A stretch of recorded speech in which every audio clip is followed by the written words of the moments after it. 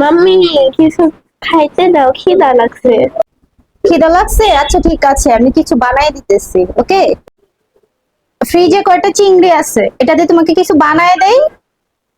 ওকে mummy. এই যে আমি হচ্ছে সিম ভর্তা বানাবো, একটু সিম ভর্তা বানিয়ে নিতেছি। এখন মরিচ গুলাকে হচ্ছে গলায় নিব, নিয়ে হচ্ছে ওর জন্য সিম ভর্তা বানাবো। সিম গুলাকে গলায় নিলেই এটাতে মানে ভর্তা বানানো অনেক সহজ। এই যে আমার ভর্তাটা হয়ে গেছে, এই যে আমার ভর্তা হচ্ছে করা শেষ হয়ে গেছে। এই যে ভর্তা দেখছো। এই যে চুলায় হচ্ছে আমি পেঁয়াজ দিয়ে নিচ্ছি, এখন এটাকে হালকা একটু ভেজে নিব। আর কয়েকটা কাঁচামরিচ দিয়ে নিচ্ছি।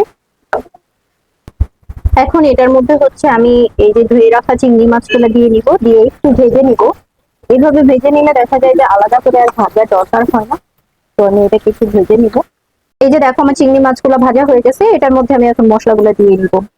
এদিকে আমি হচ্ছে চিংড়ির মধ্যে সব মশলাগুলো দিয়ে নিছি, আমি যা যা মশলা হচ্ছে খেতে চাই আমি পরিমাণ মতো সবগুলা দিয়ে নিছি। এই যে এটা একটু হয়ে আসলে আমি চিংড়িটাকে নামাই নিব। এই যে দেখো এদিকে আমার হচ্ছে চিংড়িটা হয়ে গেছে, আমি উপরে একটু হচ্ছে ধনিয়া পাতা দিয়ে দিব। এই যে রেডি আমার চিংড়িটা। বাবা তোমার খাবার ready. Oh wow, thank you mummy. Okay thank you, দেখো খাবার পছন্দ হয়েছে। ওকে খাও।